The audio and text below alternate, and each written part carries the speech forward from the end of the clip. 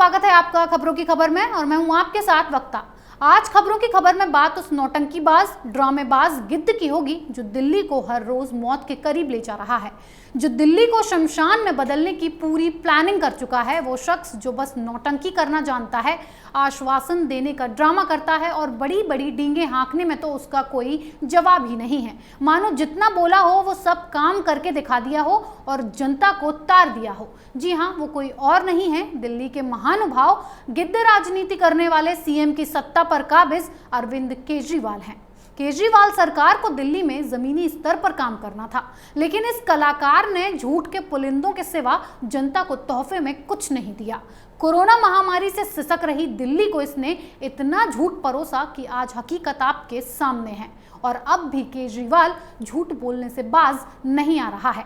अभी तो आरटीआई की रिपोर्ट से ही ये खुलासा हुआ था कि केजरीवाल ने अपनी राजनीति को चमकाने के लिए, अपने चेहरे को चमकाने के लिए इतने विज्ञापन चलवा डाले कि 3 महीने में 150 करोड़ फूंक डाले। देखिए बेशर्मी जरा इस इंसान की। लोग कोरोना से मर रहे हैं, हाय हाय मची हुई है दिल्ली में, ऑक्सीजन बेड, अस्पतालों में कोई सुविधा नहीं है और ये महाशय ऐड चला रहे हैं। ये 3 महीनों का हिसाब है। अगर आप पिछले 2 सालों को उठाकर देखेंगे तो इस कलाकार इंसान ने 800 करोड़ रुपए में आग लगा दी। और अब इससे आगे की हकीकत आप जानेंगे तो दंग रह जाएंगे कि कोई इंसान इतना बेशर्म कैसे हो सकता है, इतनी बेहुदगी कैसे कोई कर सकता है, इतनी बेहुदगी कोई व्यक्ति कैसे कर लेगा, ये आप समझिए। जबकि वो इंसान सिस्टम का हिस्सा हो, जिसका काम जनता के बारे में सोचना हो, वो अगर खुद को चमकाने का काम करेगा तो आप इसे क्या कहेंगे। अब केजरीवाल के नए कारनामों से पर्दा उठाते हैं, जो कारनामे अब तक दबे ढके थे। उनके बारे में आपका जानना बेहद ज़रूरी है। पहला कारनामा, आपको याद होगा कि पिछले हफ्ते केजरीवाल की पत्नी सुनीता केजरीवाल कोरोना पॉजिटिव पाई गई हैं। अब कोरोना पॉजिटिव हैं तो उन्होंने खुद को घर में ही आइसोलेट कर लिया है और इसके साथ ही केजरीवाल ने भी खुद को क्वारंटीन कर लिया। पर अब देखिए, ये पहला इंसान मैं देख रही हूँ जो कोरोना कम करने की फिराक में नहीं रहता है, बल्कि कोरोना बांटने में ज़्यादा विश्वास रखता है। जी हाँ, क्वारंटाइन छोड़ छाड़ कर ये महाशय घूमने निकल लिए और बहाना भी बनाया तो क्या, कोरोना की व्यवस्था देखने का सबसे निहायती घटिया बहाना। जी हाँ, केजरीवाल व्यवस्था देखने के लिए स्पेशल कोविड केयर सेंटर का दौरा करने निकल लिए और देख रहे हैं कि क्या व्यवस्था है और क्या नहीं। अब जरा ये सवाल इन महानुभाव से पूछ लिया जाए कि जिस व्यवस्था को देखने के लिए निकल पड़े हैं, पिछले 1.5 साल से सो रहे थे क्या?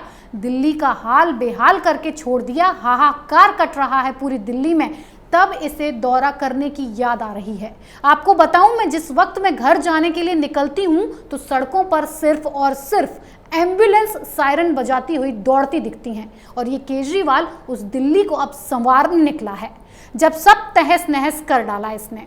दूसरा कारनामा, कोरोना वायरस की वजह से देश में मेडिकल फील्ड में यूज होने वाली ऑक्सीजन को लेकर संकट गहराता जा रहा है। पर इस संकट को दूर किया जा सकता था अगर दिल्ली सरकार जमीनी स्तर पर काम करती और केंद्र जो सहयोग दे रही थी उससे लेती। पर नहीं, केजरीवाल खुद को बेहतर और अव्वल दर्जे का मुख्यमंत्री साबित करने की होड़ में ऐसे जुटे कि मुंह के बल गिरे। और मसला क्या था, जान लीजिए। केंद्र सरकार ने पीएम केयर्स फंड से दिसंबर 2020 में ही केजरीवाल सरकार को ऑक्सीजन के लिए राशि मुहैया कराई थी। केंद्र सरकार ने ये राशि दिल्ली में 8 पीएसए ऑक्सीजन प्लांट स्थापित करने के लिए दी थी, लेकिन केजरीवाल सरकार ने अब तक मात्र 1 ऑक्सीजन प्लांट स्थापित किया है। दिल्ली हाईकोर्ट ने इसी मामले में केजरीवाल सरकार को फटकार लगाई और पूछा कि ऐसा क्यों हुआ है। दिल्ली हाईकोर्ट को भी लगता है कि दिल्ली सरकार के कुप्रशासन और अक्षमता के कारण राजधानी में ऑक्सीजन का संकट उत्पन्न हुआ है।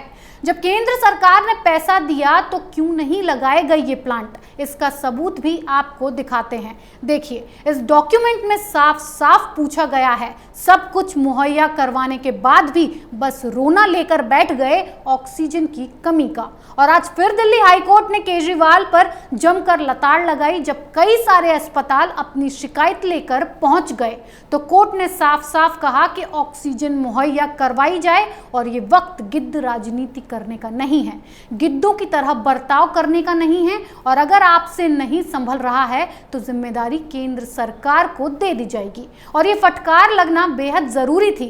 केजरीवाल ने पीएम मोदी से ऑक्सीजन की आपूर्ति बढ़ाने की मांग की थी। खैर, केजरीवाल इतना कुछ करने के बाद भी नहीं थमे। अब तीसरा कारनामा सुन लीजिए। दिल्ली सरकार के सीएम रिलीफ फंड में मार्च 2020 से जनवरी 2021 के बीच करीब 35 करोड़ रुपए आए। अरविंद केजरीवाल की आम आदमी पार्टी सरकार ने इसमें से 17 करोड़ रुपए से अधिक खर्च किए। लेकिन इसी दौरान इस फंड से कितना कोरोना रोकने पर खर्च हुआ, इसकी जानकारी देने में केजरीवाल ने चुप्पी साध ली। ये बात सूचना का अधिकार आरटीआई के जवाब से सामने आया है।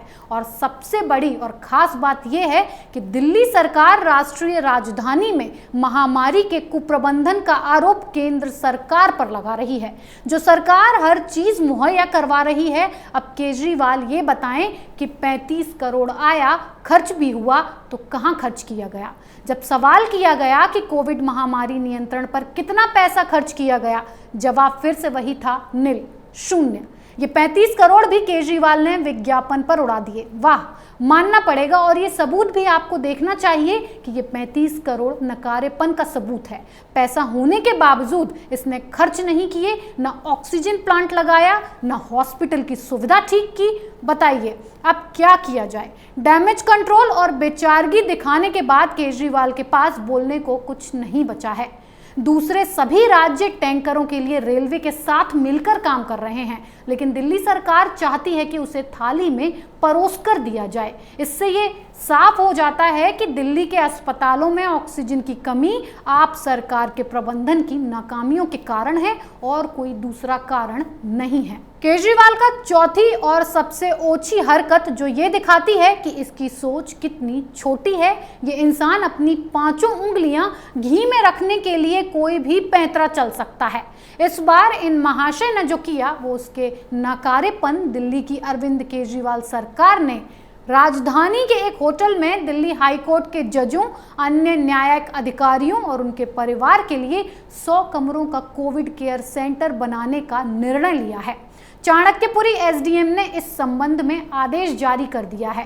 प्राइमस अस्पताल इस कोविड केयर सेंटर को ऑपरेट करेगा। डॉक्टर्स, नर्स और स्वास्थ्य सुविधा उपलब्ध करवाने का काम अस्पताल ही करेगा। वहीं खाना और कमरों की साफ सफाई की जिम्मेदारी होटल की रहेगी। पर हम उनके इस फैसले पर सवाल नहीं उठा रहे हैं। पर यह भी कहने से नहीं चूकेंगे कि यही केजरीवाल सरकार खुद को आम आदमी की सरकार कहती थी और आज आम आदमी सड़कों पर अपना इलाज करवा रहा है और इलाज न मिलने पर उसी सड़क पर अपना दम भी तोड़ रहा है। आज भी केजरीवाल को हाईकोर्ट से डांट पड़ी। केंद्र सरकार लगातार सवाल जवाब कर रही है। पैसा खिलाकर टीवी चैनल्स पर अपनी बाइट चलवाना, अपने वाले पार्ट को लाइव करवा देना, और फिर इसी बीच ये आम आदमी की सरकार आम आदमी को छोड़कर जजों को आलीशान 5 स्टार फैसिलिटीज दे रही है, उनका ध्यान रख रही है। देखिए इस जारी आदेश को जो कि झूठा है। तो क्या केजरीवाल अपनी काली करतूतों को दबाने के लिए अब न्यायपालिका को भी घूस खिलाने की कोशिश कर रहा है? खुद के काले चिट्ठों का ब्यौरा सामने ना आ जाए तो ये इस तरह से जजों को खरीदने की कोशिश कर रहा है और खुद को बचाने के प्लान्स अभी से बनाने में जुट गया है। न्यायपालिका से अपने पक्ष में फैसले के लिए यह इंसान इतनी ओछी हरकत भी कर सकता है और इस पर भी केजरीवाल का झूठ सबके सामने आ गया। हाईकोर्ट ने साफ साफ कह दिया कि हमने ऐसे कोई 100 कमरों की मांग नहीं की है, हमें कोई कमरे नहीं चाहिए और हमें दिल्ली की केजरीवाल सरकार पर कोई भरोसा नहीं है। इस पर भी हाईकोर्ट ने जमकर लताड़ लगाई है कि झूठी खबरें फैलाना बंद करें। तो देखिए आप इस नाकारे निकम्मे केजरीवाल की करतूतें कि इसने दिल्ली को किस नरक में ले जाकर छोड़ा है और अब भी 2 कौड़ी की राजनीति करने में जुटा है। अब भी केजरीवाल अगर अपने ईमान को न बेचे और दिल्ली की दशा को सुधार ले तो बेहतर होगा। नहीं तो मुझे उन लोगों के लिए बुरा लग रहा है जिन लोगों ने इस महाशय को दिल्ली की सत्ता पर काबिज किया है। अब तो वो लोग भी अपना करम पकड़कर रो रहे होंगे कि कैसे नाकारे निर्लज्ज इंसान को दिल्ली की कमान सौंप डाली।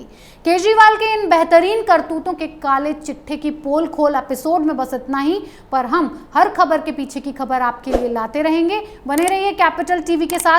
नमस्कार। अगर आपको हमारा वीडियो पसंद आया हो तो इसे लाइक करें, हमारे चैनल को सब्सक्राइब करें और हाँ, बेल आइकन दबाना ना भूलें ताकि आप तक हमारे वीडियो की नोटिफिकेशन पहुंचती रहे। आप अपना सुझाव हमें कमेंट बॉक्स में दे सकते हैं। हमारे साथ जुड़ने के लिए शुक्रिया।